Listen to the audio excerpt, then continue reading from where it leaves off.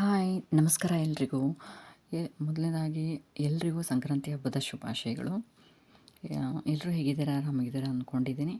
ಇಲ್ಲಿ ನೋಡಿರಿ, ಸಂಕ್ರಾಂತಿ ಹಬ್ಬಕ್ಕೆ ಸಜ್ಜೆ ರೊಟ್ಟಿ ಸ್ಪೆಷಲ್ ಅದು. ಸೊ ಮುಂಚೆನೇ ಎರಡು ದಿನ ಮುಂಚೆನೇ ಮಾಡಿಟ್ಕೊತಾ ಇದ್ದೀವಿ, ಏಕೆಂದರೆ ಹಬ್ಬದ ದಿನ ಅಂದರೆ ಆಗಲ್ಲಲ್ಲ.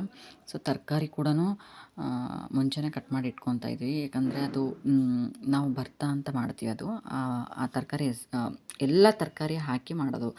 ಭಾಳಷ್ಟು ಒಂದು 20 ವೆರೈಟಿ ತರಕಾರಿ ಇರುತ್ತೆ ಅದು. ಸೊ ಎಲ್ಲನೂ ಸ್ವಲ್ಪ ಸ್ವಲ್ಪ ಹಾಕಿ ಮಾಡೋದಿರುತ್ತೆ. ಆವತ್ತಿನ ದಿನ ಆಗಲ್ಲಲ್ಲ. ಸೊ ಒಂದು 2 ದಿವಸ ಮುಂಚೆನೇ ಕಟ್ ಮಾಡಿ ಇಟ್ಕೊಂಡಿದ್ದೀವಿ. ಇದು ನಮ್ಮದು ಹಿಂದೂಗಳ ಪವಿತ್ರ ಹಬ್ಬ ಅಂತಲೇ ಹೇಳ್ಬೋದು. ಅಂದರೆ ವರ್ಷದ ಮೊದಲನೇ ಹಬ್ಬ ಇದು. ಸುಗ್ಗಿ ಹಬ್ಬ ಅಂತಲೇ ಹೇಳ್ಬೋದು ಇದನ್ನು. ಇಲ್ಲಿ ನೋಡಿರಿ, ಇಲ್ಲಿ ನೋಡಿರಿ, ರಂಗೋಲಿ ಹಾಕಲಿಕ್ಕೆ ಅಂತೇಳಿ ಮುಂಚೆನೇ ಅದು ಒಂದು ಇನ್ಸ್ಟೆಂಟ್ ಪೌಡ್ರ್ ಸಿಗುತ್ತೆ, ಯೆಲ್ಲೋ ಕಲರ್ದು. ನೀರಲ್ಲಿ ಹಾಕಿ ಮಿಕ್ಸ್ ಮಾಡಿ ಈ ಥರ, ಈಗೆಲ್ಲ ಹೆಂಡೆ ಎಲ್ಲ ಸಾರಿಸೋದಿಲ್ಲಲ್ಲ. ಸೊ ಹಂಗಾಗಿ ಈ ಪೌಡರ್ ತಂದು ಹಾಕಿ ಸ್ವಲ್ಪ ನೀರು ಹಾಕಿ ಇದು ಮಾಡಿದರೆ ರಂಗೋಲಿ ಹಾಕಿದ್ರೆ ಚೆನ್ನಾಗಿ ಕಾಣಿಸುತ್ತೆ. ಸೊ ಇದು ನೋಡ್ರಿ, ರಂಗೋಲಿ ಹಾಕ್ತಾಯಿದ್ದೀವಿ.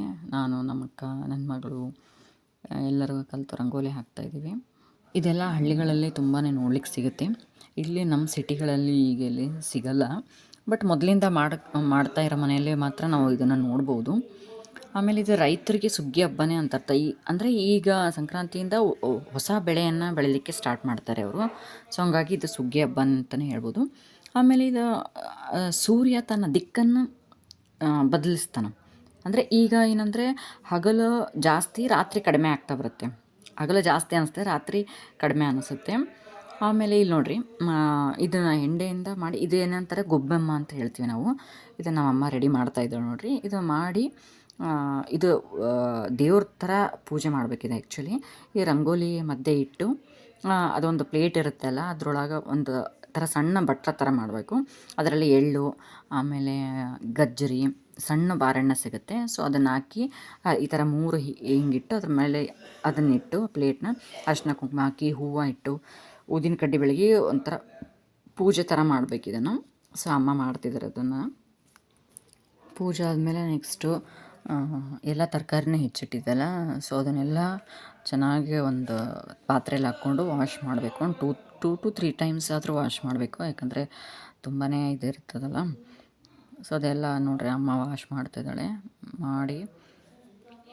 ಮಾಡಿದ್ಮ್ಯಾಗ ಅದನ್ನು ಒಂದು ಪಾತ್ರೆಯಲ್ಲಿ ತೆಗೆದು ಬಾಯ್ಲ್ ಮಾಡೋಕ್ಕಿಡ್ಬೇಕು. ಎಲ್ಲ ತರಕಾರಿನ ಹಾಕಿ ಎಲ್ಲ ಬಾಯ್ಲ್ ಮಾಡೋಕ್ಕಿಟ್ಟು ಅರಿಶಿನ ಆಮೇಲೆ ಉಪ್ಪು ಹಾಕಿಡಬೇಕು, ಕುದ್ಲಿಕ್ಕೆ ಬಿಡಬೇಕು. ಅದಕ್ಕೆ ಪೇಸ್ಟ್ ರೆಡಿ ಮಾಡ್ಕೋಬೇಕಂದ್ರೆ ಮಸಾಲೆ, ಶೇಂಗಾ ಮತ್ತು ಎಳ್ಳು ಹಾಕಿ ಹುರಿದಿಟ್ಕೊಂಡು ಗ್ರೈಂಡ್ ಮಾಡಿ ಅದನ್ನು ಹಾಕಬೇಕು. ಆಮೇಲೆ ಸ್ವಲ್ಪ ಖಾರಕ್ಕೆ ಖಾರ ಪುಡಿ, ಆಮೇಲೆ ಹಸಿಮೆಣ್ಸಿನ್ಕಾಯಿ, ಅಲ್ಲ ಬೆಳ್ಳುಳ್ಳಿ ಪೇಸ್ಟ್ನ ಹಾಕಬೇಕು.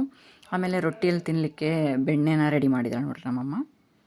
ಅದು ಸಜ್ಜೆ ರೊಟ್ಟಿ ಜೊತೆಗೆ ತಿನ್ನಲಿಕ್ಕೆ ಬೆಣ್ಣೆ ಮಾಡಿದ್ದಾಳೆ. ಆಮೇಲೆ ಬೆಳಗ್ಗೆ ನೈವೇದ್ಯ ಸಲುವಾಗಿ ಸ್ವಲ್ಪ ಒಂದು 5 ರೊಟ್ಟಿನೂ ಮಾಡಿದ್ವಿ, ದೇವ್ರ ನೈವೇದ್ಯಕ್ಕೆ ಅಂಥೇಳಿ ಸಜ್ಜೆ ರೊಟ್ಟಿ ಮಾಡಿದ್ವಿ. ಅದಾದಮೇಲೆ ಬೆಣ್ಣೆ ನೋಡ್ರಿ ರೆಡಿ ಆಯಿತು.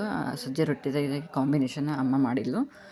ಎಲ್ಲ ಇಟ್ಟು ಪೂಜೆ ಕೂಡ ಆಯ್ತು ನೋಡ್ರಿ. ನೈವೇದ್ಯ ಮಾಡಿ ಪೂಜೆನೂ ಮಾಡಿದ್ವಿ.